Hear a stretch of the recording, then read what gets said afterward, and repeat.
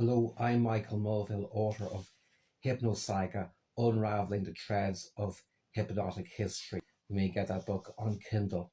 Today, I would like to talk to you about Valentine Greatrakes, 1616 to 1682. He was one person who inspired mesmeric therapy.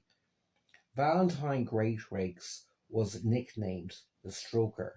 He was an Irish Protestant faith healer. He began his healing work in 1660.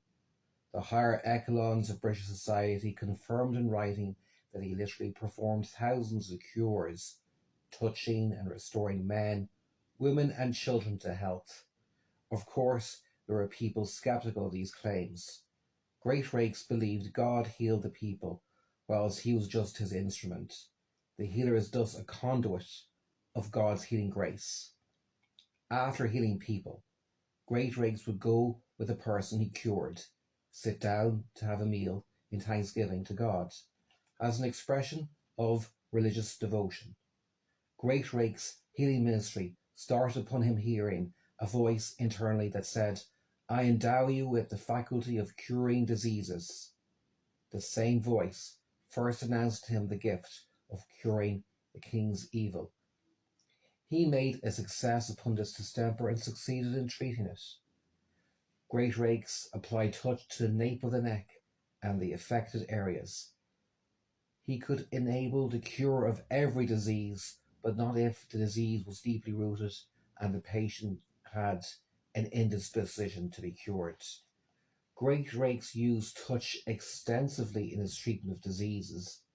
The authors of the Royal Commission Report on Mesmerism wrote in 1784 about how Greatrakes treated distemper in a patient. Quote, "The distemper fled before him, and he was told to dislodge it from its seat, and remove the parts that were the least useful.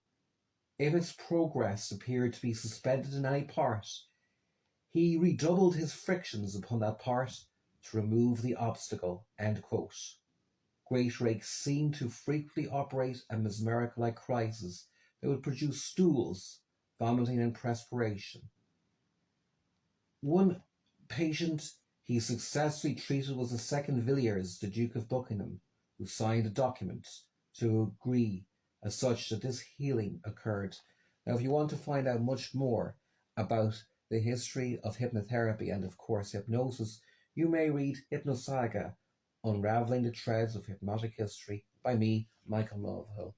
Buy it today on Amazon.